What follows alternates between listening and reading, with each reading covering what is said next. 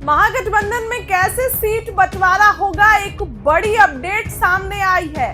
Seat बंटवारे का पेच कहां तक पहुंचा, पेच सुलझा या नहीं सुलझा, कांग्रेस ने फिर से कोई नई शर्त रख दी, मुकेश सहनी पलट जाएंगे, सभी मुद्दों पर बात करेंगे। लेकिन उसके पहले आपको बताएं कि सीट बंटवारे पर सबसे बड़ा अपडेट आया है। आखिर क्यों सीट बंटवारा नहीं हो पा रहा है, आखिर क्यों इतनी दिक्कतें आ रही है। बिहार विधानसभा चुनाव 2025 से पहले महागठबंधन में सीट शेयरिंग का पेच जटिल रूप लेता जा रहा है। नेताओं के बीच कई दौर की बातचीत हो चुकी है, लेकिन अभी तक किसी बड़े ऐलान पर सहमति नहीं बन पाई है। महागठबंधन के प्रमुख घटक आरजेडी, कांग्रेस, वाम दल और विकासशील इंसान पार्टी अपनी अपनी मांगों पर कायम है, जिसकी वजह से फॉर्मूला अंतिम रूप नहीं ले पा रहा है। अब फॉर्मूला इसलिए अंतिम रूप नहीं ले पा रहा है क्योंकि ये लोग अपने मांगों पे जटिल है। आखिर तेजस्वी मनाए भी तो किसको मनाए, खूब मान मनोवल चल रहा है। सूत्रों के मुताबिक आरजेडी गठबंधन का सबसे बड़ा घटक होने के नाते अधिक सीटें चाहती है और उसने बड़ी हिस्सेदारी की मांग रखी है। कांग्रेस भी महागठबंधन में अपनी पकड़ मजबूत दिखाना चाहती है और उसने बड़े नंबर में सीटों की मांग की है। वाम दल की बात करें तो वो भी अपनी हिस्सेदारी बढ़ाने पर अड़े हुए हैं और पिछले प्रदर्शन को आधार बना रहे हैं। मुकेश सहनी की वीआईपी ने खुलकर 60 सीटों की मांग की है और कहा है कि वह निर्णायक भूमिका निभा सकते हैं। तो आप सोच सकते हैं कि इस बार महागठबंधन में कितना पेच जटिल तरीके से फंसा हुआ है। 60 सीटों पर सहनी, कांग्रेस अपनी अलग डिमांड, साथ साथ एक उप मुख्यमंत्री पद की डिमांड। 2020 के चुनाव में महागठबंधन ने कुल 110 सीटें दी थी। उसमें उस समय आरजेडी, कांग्रेस और वाम दल की साझेदारी से उन्हें ये सफलता मिली। अब 2025 में सभी घटक दल पिछले अनुभव को जो है वो ध्यान में रखकर सीटों का दावा कर रहे हैं। देखिए, कांग्रेस पिछले चुनाव में अच्छी सीटें नहीं लाई थी, बिल्कुल अच्छी सीटें नहीं लाई थी। कांग्रेस ने 70 सीटों पर लड़ी, 19 सीटें लाई। तो इस बार तेजस्वी बोल रहे हैं कि आप कम पे ही लड़िए। कल मैंने आपको क्या खबर बताई कि 58 सीट पर कांग्रेस लड़ेगी और 58 सीट ही जा रहा है। आरजेडी 144 सीट पर पिछली बार लड़ी थी, इस बार 130 सीट पर 14 सीटें कम पर लड़ेगी। ये ओवरऑल आंकड़ा हो रहा है। लेकिन कांग्रेस ये बोल रही है कि आप मेरा अभी वोटर अधिकार यात्रा में देखिए, मेरी जो स्थिति है, कांग्रेस की स्थिति है वो मजबूत हुई है। हम बिहार में फिर से अपना स्टैंड ले पा रहे हैं, इसीलिए मुझे ज्यादा सीटें चाहिए। ये बातें कांग्रेस अड़ी है। और देखिए दोस्तों, बड़ी खबर ये आई है ना कि अभी कई पत्रकार वहां पर पहुंचे थे जब राहुल गांधी भी आए थे और तेजस्वी यादव भी थे, यानी कि कांग्रेस की सीडब्ल्यूसी मीटिंग जो हुई ना, तो उस दौरान जब सब लोग वहां पहुंचे, जब महागठबंधन की एक मीटिंग थी, तो खबरें निकल कर आई कि तेजस्वी यादव की बॉडी लैंग्वेज ये बता रही थी कि वो राहुल गांधी से उतने खुलकर नहीं मिल रहे हैं और ना ही राहुल गांधी से वो खुलकर मिल रहे हैं। तो ये खबरें आ रही हैं। तो महागठबंधन में दरार की स्थिति साफ है। महागठबंधन में अब दरार होना, साथ में ही चुनाव लड़ेंगे, जाहिर सी बात है, क्योंकि अगर अलग चुनाव लड़ेंगे तो फिर इनसे ज्यादा नुकसान किसी को नहीं होगा।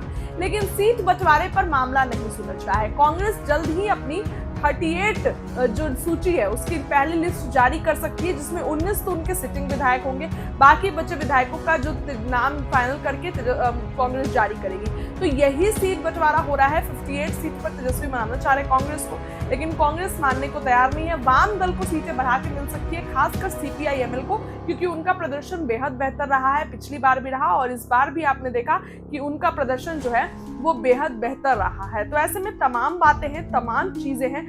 अब देखने वाली बात ये होगी कि आने वाले दिनों में क्या कुछ होता है, कैसे सीट बंटवारा होता है। अब देखिए, कांग्रेस सबसे बड़ा मुद्दा ये उठाई हुई है, सबसे बड़ा मुद्दा कांग्रेस का ये है कि जो आप हैं वो कम से कम कैंपेन हमको अकेले करने दो। कांग्रेस ये कह रही है कि जब कैंपेन होगा बिहार में तो वो कांग्रेस अकेले लीड करेगी। अब कांग्रेस उस कैंपेन को अकेले लीड करेगी तो आप सोच सकते हैं कि इस बार कांग्रेस कितना ज्यादा एक्टिव है।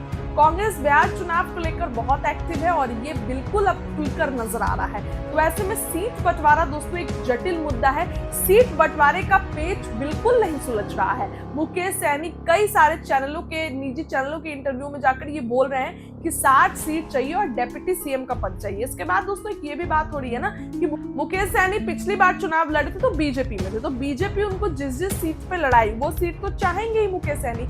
अब पिछली बार वो सीट पर आरजेडी अगर जीत जीती है तो आरजेडी कैसे दे सकती है? जाहिर सी बात है, अगर पहले नंबर पर आरजेडी है तो वो सीट कैसे मुकेश सहनी को दे देगी? मुकेश सहनी बोल रहे कि यहाँ तो मेरा दबदबा है, तो ये बच रहा है। देखिए, मुकेश सहनी का तो कई बार ऐसा रहा है कि कभी भी पलट जाते हैं मुकेश सहनी, तो मुकेश सहनी को लेकर भी खबरें तेज है कि मुकेश सहनी भी कोई फैसला ले सकते हैं। फिलहाल तेजस्वी ने तो ये कहा है कि खूंचागार के मुकेश सहनी खड़े कहीं नहीं जा रहे हैं, लेकिन राजनीति है, बिहार की राजनीति में कुछ भी संभव है। तो ओवरऑल सीट फॉर्मूला यही निकल कर आ रहा है कि आरजेडी 130 सीट पर, कांग्रेस 58 सीट पर, वाम दल को 40 सीटें जा सकती हैं, पशुपति पारस और जो है वो अगर बात करते हैं जेएमएम की तो कुछ सीटें उन्हें भी जा सकती है, और वीआईपी जो है उनको 15 से 20 सीटें जा सकती है। यही इसमें थोड़ा ऊपर नीचे हो सकता है, लेकिन कांग्रेस मानने को तैयार नहीं है। कांग्रेस ये बोल रही है कि 58 सीट बहुत कम है मेरे लिए, हमको कम से कम और ज्यादा सीट चाहिए।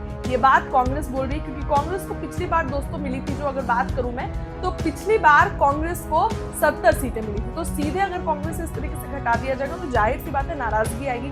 ऊपर से कांग्रेस डेप्यूटी सीएम के पद का भी डिमांड कर रही है। कांग्रेस ये बोल रही है कि डेप्यूटी सीएम आप जो है हमको बनाइए और एक पद डेप्यूटी सीएम के लिए छोड़िए। तो इस तरीके का चीज हो रहा है महागठबंधन में। अभी कुछ ही दिनों में मुकेश सहनी का बयान भी था, जिसमें उन्होंने कहा है कि कुछ ही दिनों में सीट बंटवारा हो जाएगा, कुछ ही दिनों में नवरात्रि के दौरान हो जाएगा, नवरात्रि के बाद। तो दोस्तों 2 तारीख को आप देखिए तो नवरात्र खत्म हो रहा है, और 3 तारीख को सबसे प्रमुख जदयू के आरजेडी में शामिल हो सकते हैं। उसी करीब यह महागठबंधन में सीट बंटवारा अनाउंस होगा और सब लोगों की सहमति होगी।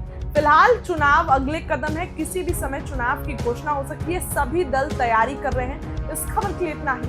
आपको क्या लगता है, कैसे सीट बंटवारा होना चाहिए? कमेंट में अपनी राय रखें, वीडियो को लाइक करें, चैनल को सब्सक्राइब करें। और पहली बात, जब हम लोग सरकार में आएंगे तो हम अपने तरीके से काम करेंगे, हमारी अपनी योजनाएं होंगी,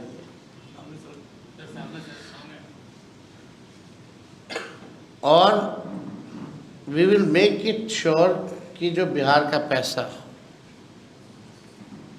बिहार के लोगों तक पहुंचे, ज़मीन तक पहुंचे। रेवेन्यू जनरेशन के लिए काम किया जाएगा, जो कि सरकार के पास अभी बोलने के लिए कुछ नहीं है। हम लोगों ने कई बार भ्रष्टाचार को लेकर के सवाल उठाए, कितनी बार उठाए, लगातार 20 से उठा रहे हम तो, या आप कह सकते हैं उससे पहले से 17 से ही उठा रहे। कितने प्रेस कॉन्फ्रेंस हम गिना देंगे, कभी पुल गिरने का, कभी वो घोटाला, कभी ये घोटाला, सृजन घोटाला हो, बालिका गृह हो, सब हम ही ने उठाया, बड़े बड़े कार्य। क्या कार्रवाई, क्या हुआ? हमने तो एक छोटा सा केवल इंजीनियर तक का ही उदाहरण दिया कि उनके यहाँ अगर 300-300 करोड़ की प्रॉपर्टी मिल रही है, एक नहीं अनेक इंजीनियरों के यहाँ, तो आप मंत्री और बड़े अधिकारियों की समझो, और ख़ास तौर पे वो अधिकारी जो डीके ग्रुप वाले, छाप वाले अधिकारी हैं। तेजस्वी जी, ये डीके ग्रुप को क्या डिकोड करेंगे और आपकी सरकार आपकी देखिए ऑलरेडी इट्स डिकोडेड। आप तो हमने लास्ट में हमने कहा ना कि भाई सबका लिस्ट हमारे पास है और उसको जारी किया जाएगा। मंत्री, पहले आज का तो सवाल जो विषय है, कम से कम दोनों उसका तो जवाब मिले। पहले let us wait and let सरकार में बैठे जो लोग हैं, हम तो मुख्यमंत्री जी से जवाब चाह रहे हैं। कम से कम मुख्यमंत्री जी को आकर के बोलना चाहिए, थोड़ा समय दीजिए मुख्यमंत्री जी को, बोलने दीजिए और हम लोग करेंगे। आप एक बात सुनिए, पहले वहाँ से क्या आता पहले ये तो सुन लें। हम तो यहीं बैठे हैं भाई।